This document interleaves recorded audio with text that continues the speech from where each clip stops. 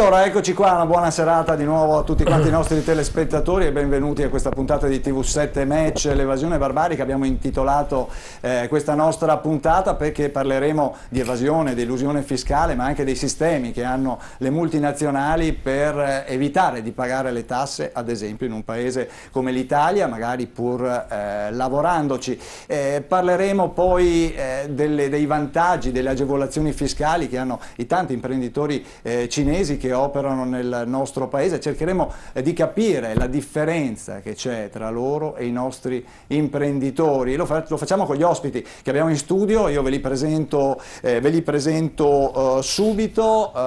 Allora, iniziando dalla mia sinistra abbiamo Aladino Lorin di SOS Economia Italia. Buonasera Aladino, grazie di essere qua. Al suo fianco Alfredo Bellucco, presidente di Confedercontribuenti Veneto, chiedo scusa. Buonasera. Al suo fianco Massimo Zanetti del Dipartimento delle Finanze, segretario generale della UILPA. Buonasera anche a lei. Il nostro editore Manno Casen, buonasera. Al suo fianco Massimo Senigaglia, un imprenditore che da più di 20 anni lavora con la Cina, è rientrato da pochi giorni. Buonasera Massimo anche a te.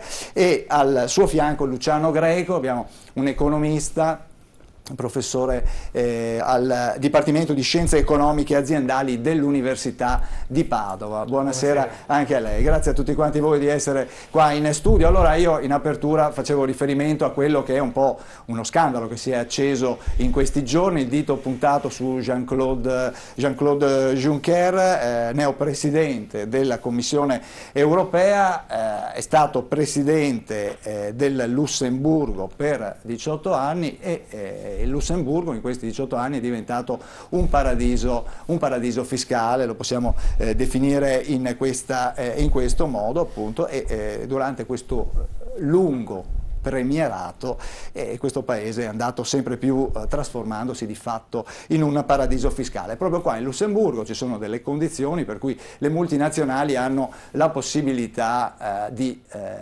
pagare un fisco agevolato operando magari in altri paesi. Una situazione ovviamente che sta mettendo che ha messo in difficoltà, anche ha contribuito a mettere in difficoltà la nostra economia, e non solo la nostra economia, chiaramente un modo di lavorare che deve essere regolato dall'Europa, oggi più che mai dunque un po' arbitro anche delle vicende economiche dei paesi che ne fanno parte. Non si è mai pensato evidentemente di mettere una pezza su questa situazione. Il Lussemburgo si è sempre difeso dicendo che ci sono altri paesi che godono di agevolazioni fiscali o che possono fornire agevolazioni fiscali alle imprese, e da qui si è arrivato a questo punto. È certo che il malumore non è poco, chiaramente c'è già chi chiede ovviamente la sedia di Juncker.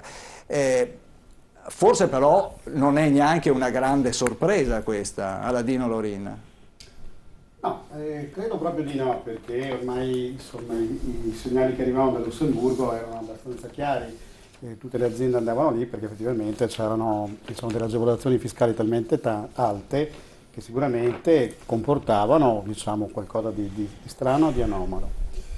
Ma la cosa che fa più scalpore sicuramente, ci rende soprattutto noi italiani un pochettino amareggiati, è che il Presidente di quella Commissione europea che a noi chiede tanto rigore, poi si è reso così protagonista di questi tipi di operazioni.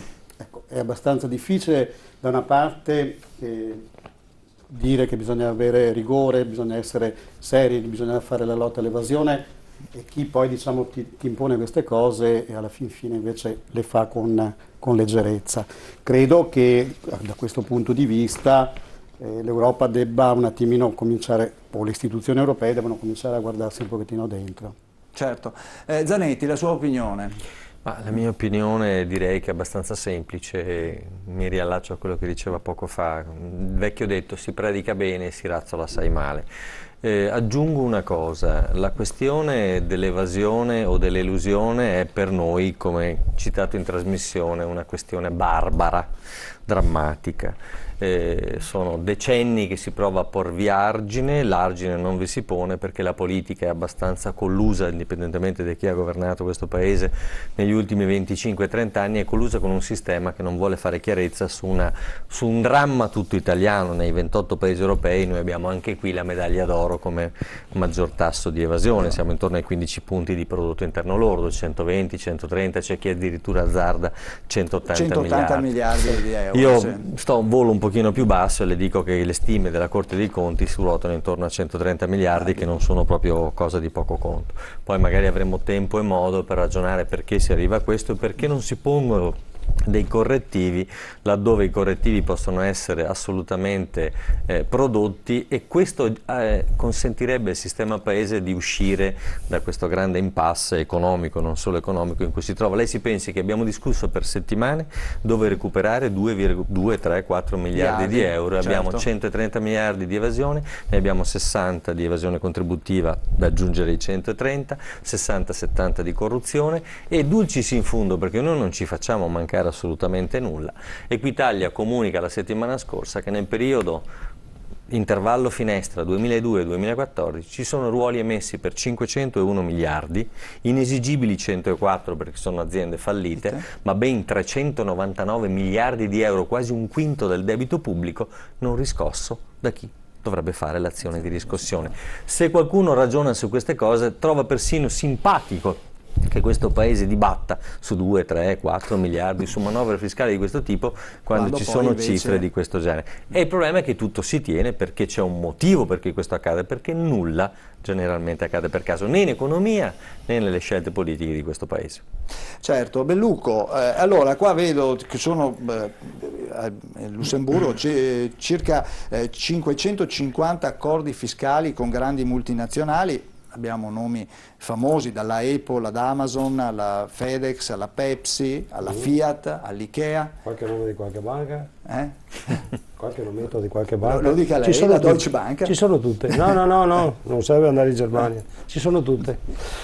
Ora, il problema è questo. Non è solo un problema di evasione, è anche un problema di elusione.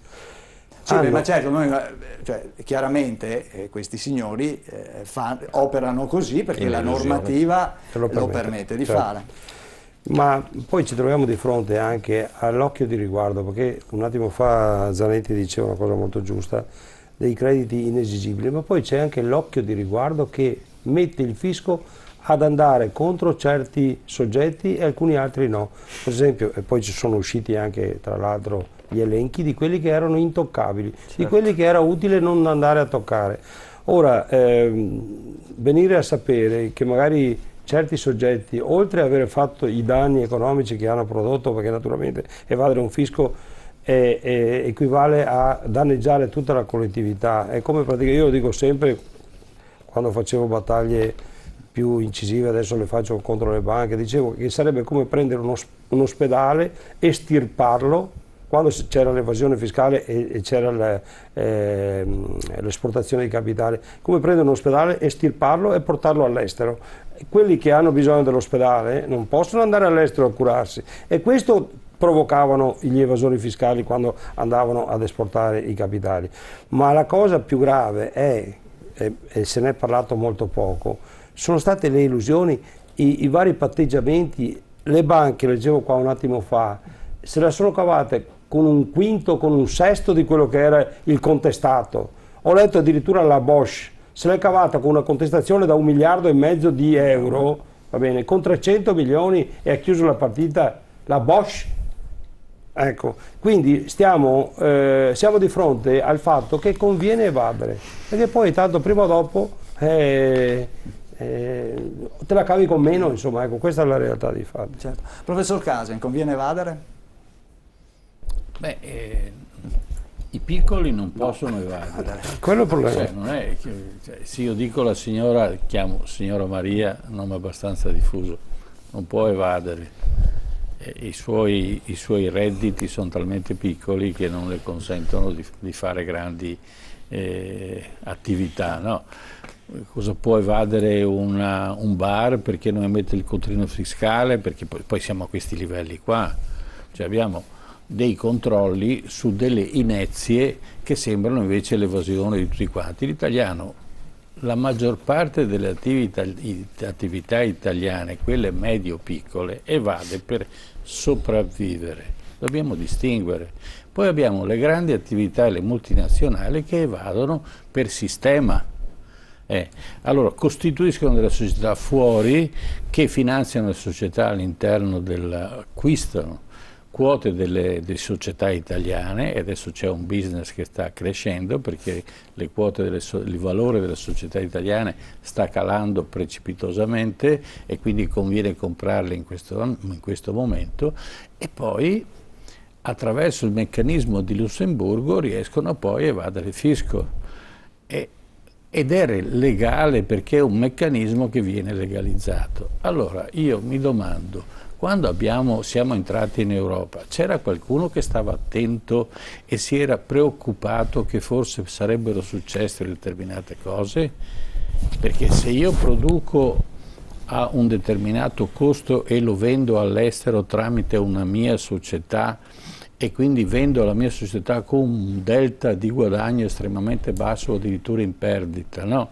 E poi quella società lo rivende a in un altro mercato a un prezzo 3 volte, 4 volte, 10 volte superiore, è chiaro che gli utili rimangono in Lussemburgo, no? E non rimangono in Italia. E allora poi avremo tutte le difficoltà di questo tipo.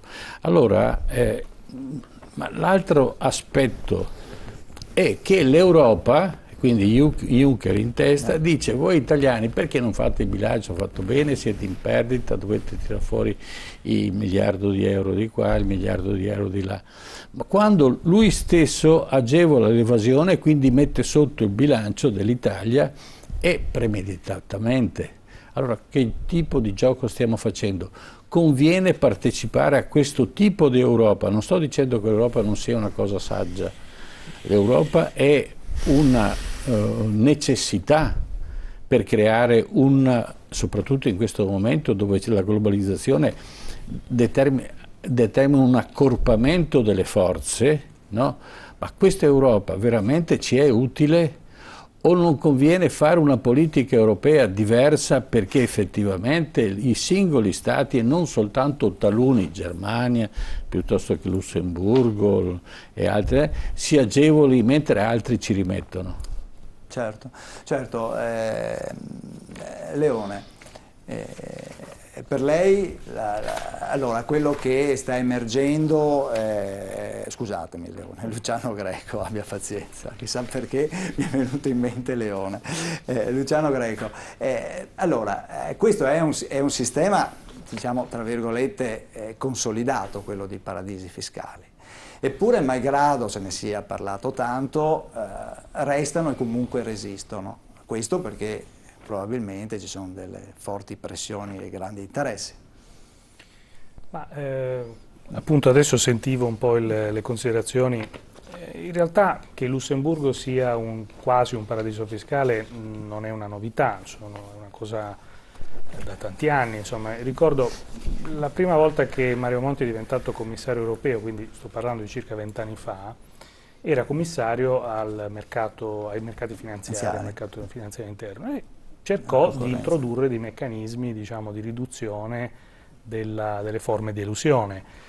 E lì c'è stata una levata di scudi, per cui su questo argomento non si è mai riusciti a creare un consenso politico a livello di Unione Europea. Però, quindi abbiamo ascoltato le considerazioni, io condivido insomma quello che è stato detto, cioè c'è una convenienza di fondo, che è la stessa domanda dell'establishment economico e anche politico, insomma, internazionale, a tutelare queste forme di elusione. Appunto sono forme legali, non c'è niente di illegale, il trasferimento dei profitti da un paese all'altro poi può essere più o meno spinto, insomma ci sono diversi studi da questo punto di vista.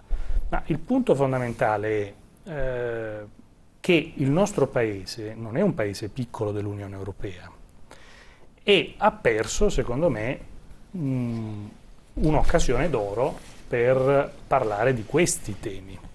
La Commissione Juncker, allora, che Juncker fosse il primo ministro del Lussemburgo era cosa nota anche prima, insomma. che il Lussemburgo fosse un luogo dove i capitali affluiscono anche di italiani, quindi questo non è il solo, c'è la Svizzera, insomma ci sono poi a seconda dei vari...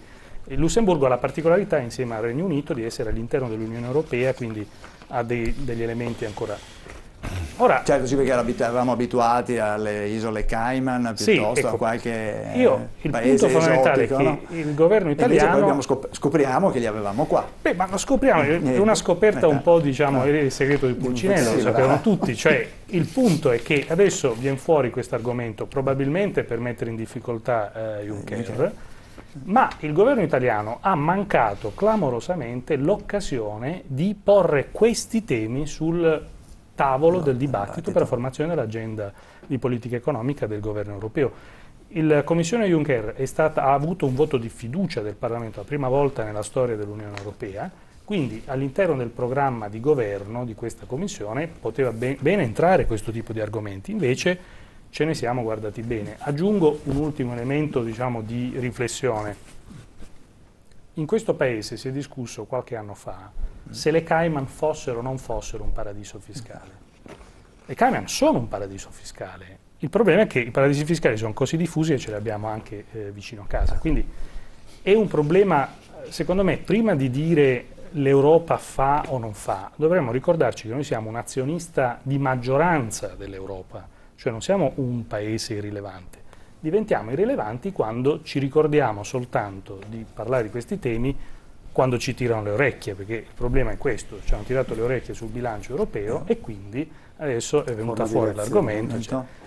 Poi, per carità, la Commissione europea ha grandi responsabilità e l'Unione europea ha grandi responsabilità sulla restrizione di bilancio, sull'austerità, se volete discutiamo anche di questo, però questi temi sulla appunto detassazione del capitale a livello internazionale, questo ha a che vedere anche con la finanziarizzazione dell'economia, cioè con il fatto, sono temi noti da tempo e sono temi su cui i governi, compreso, mi dispiace dirlo, ma insomma tutti i governi che abbiamo avuto, compreso l'attuale, insomma, sono assenti su queste tematiche. Allora, è un po' strano poi accorgersene all'ultimo momento quando viene fuori l'argomento sul giornale. Insomma, certo, sì, no, beh, ma effettivamente poi però in questi giorni se ne sta dibattendo non poco, tra l'altro proprio oggi è uscita l'inchiesta sul settimanale Panorama che appunto espone questo tipo di questione di cui stanno parlando anche molte altre testate anche all'estero. Ricordo ai telespettatori che possono intervenire telefonicamente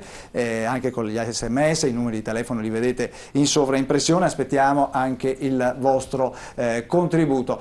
Massimo Sinigaglia, prima di entrare in trasmissione si chiacchierava e effettivamente anche con te si diceva questa è era una situazione nota. Noi sì, italiani diciamo magari... prego.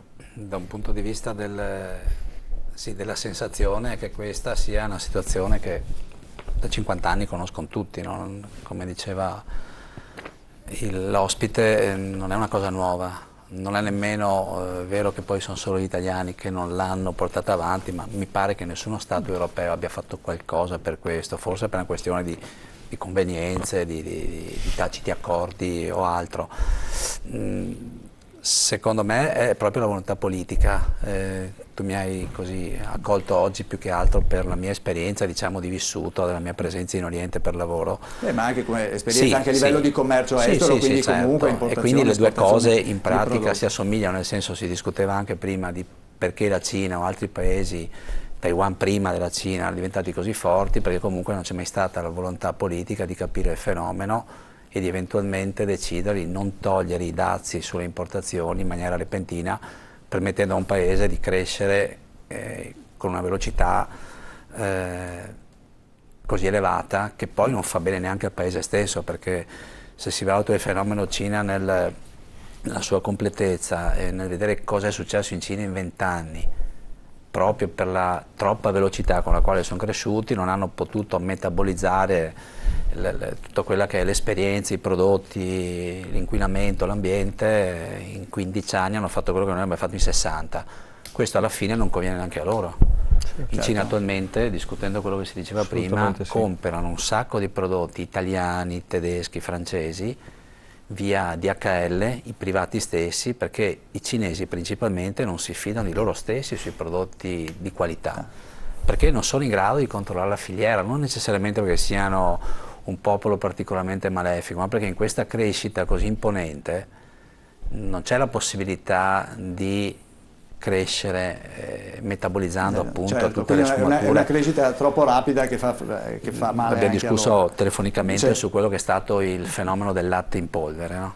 Dove a un certo punto una certa quantità di latte inquinato in Cina ha procurato parecchie morti di bambini, e si è deciso che il latte in polvere, mi pare che fosse l'Apta Milimilupa, comunque non so se è pubblicità occulta, comunque i cinesi lo comperavano in quantità, hanno dovuto toglierlo agli scaffali, addirittura a Hong Kong 2 anni fa hanno dovuto mettere la pena di detenzione per chi tentasse di attraversare la frontiera di Hong Kong con più latte, perché a Hong Kong era sparito tutto. Certo, beh, ma adesso torniamo sulla questione cinese tra poco. Io invece volevo un attimo puntualizzare un poco quella che è la situazione lussemburghese, che non è poi una situazione poi così anomala, per quanto riguarda appunto alcune agevolazioni che hanno le multinazionali, o comunque che potevano sottoscrivere le multinazionali. Allora, se la regia gentilmente propone, abbiamo preparato alcune grafiche, vediamo un attimo quella della tax ruling, che di fatto è una norma che è presente anche da noi, è un accordo riservato alle multinazionali con il fisco, particolarmente vantaggioso nel Lussemburgo. Allora la Commissione europea, ora appunto come si diceva prima, ha accusato il Lussemburgo di sottrarre risorse agli altri paesi, aprendo appunto queste indagini sullo Stato. Il ruling permette di fatto di ottenere dei trattamenti fiscali privilegiati che hanno l'effetto di abbattere o anche azzerare il peso delle imposte. Se andiamo poi su quella successiva, quella degli strumenti finanziari ibridi, quindi le multinazionali potevano sottoscrivere questa tax ruling, così come potevano accedere a questi strumenti che consentono operazioni di finanziamento che in altri paesi sono considerati investimenti di capitale, quindi in Lussemburgo i ruling consentono di considerarli debito, e la conseguenza è la possibilità di scaricare gli interessi passivi, e grazie sempre ai ruling di cui abbiamo parlato prima vengono considerati debito e permettono di pagare le tasse, e in questo modo possono non pagare le tasse sui redditi né in Lussemburgo e nemmeno negli stati di origine della stessa società. E poi c'è una direttiva, e questa è una direttiva europea, quella che viene chiamata la direttiva madre e figlia, per evitare i casi di doppia tassazione. Una società figlia è esentata dalle imposte, sia a pagarle la società madre con sede in uno Stato diverso, però ritornando al discorso del ruling possono produrre l'effetto di una doppia non tassazione, il gruppo non paga imposte in nessuno dei 2 Stati europei.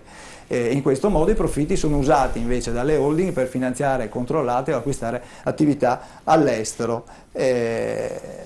Zanetti, è così, no? Cioè, questa è una direttiva europea, no? È una direttiva europea che dimostra come abbiamo immaginato di costruire questa grande Europa non affinando politiche di carattere fiscale comune, per cui non solo ogni paese si regola a sé, ma la stessa mamma, no? Stabilisce per alcune situazioni dei vantaggi vergognosi. Perché lei ha fatto riferimento al ruling, ma ce ne sono anche altri. Ma il ruling internazionale c'è anche in Italia, no? Tra l'altro legale, ripeto, no? Cioè, non stiamo parlando di zone di illegalità, stiamo immaginando come un'Europa che è qui, che costringe gran parte dei cittadini europei, penso alla Grecia, ma penso anche all'Italia, penso alla Spagna, penso ad altri cittadini che vivono in condizioni di grande affanno e di grande difficoltà per politiche rigoriste che hanno mostrato da tempo, per la verità, la loro inefficacia, insomma, ma senza disturbare Keynes che dorme da un po' di tempo, no? Ecco che non è così che se ne esce, e poi si scopre tra le pieghe di normative assolutamente legali come si avvantaggia ampiamente una forma di elusione fiscale sostanzialmente.